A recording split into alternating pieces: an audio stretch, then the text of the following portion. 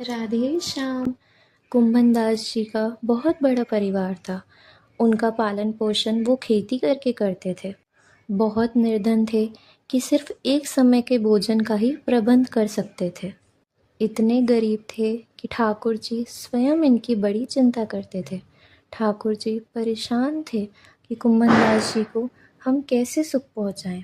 और कुंभन दास जी इतने महान महापुरुष थे कि श्रीनाथ जी को पद सुनाने जाते तो मंदिर में जो प्रसाद मिलता उसका सिर्फ किनका भर लेते।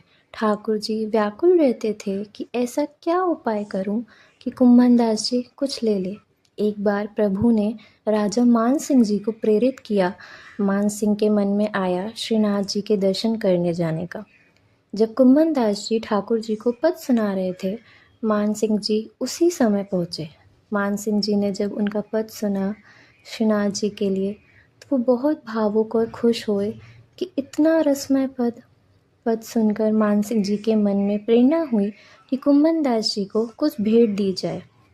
उन्होंने देखा कि कुंभन दास जी की धोती फटी हुई है, पगड़ी फटी हुई है, बहुत गरीब है।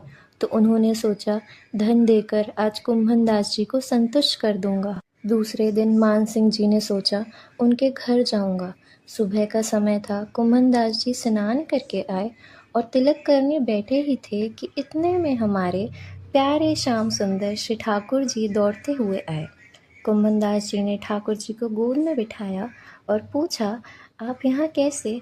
तब ठाकुर जी ने कहा, आज मैं तुमसे एक अत्यंत दुर्लभ और महत्वपूर्ण बात कहने आया हूँ, मान जाना। कुंभन दास जी ने कहा, बोलो प्रभु, आज आप इतना घबराए हुए क्यों हो?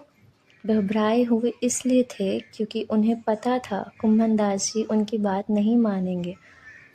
और वहाँ ठाकुर जी उस राजा मान सिंह जी को प्रेरित कर चुके थे। ठाकुर जी कुंभन दास जी को बोलने ही जा रहे थे कि इतने में मान सिंह जी वहाँ पहुँच गए और ठाकुर जी बिना कुछ कहे अंतर्ध्यान हो गए, क्योंकि अपने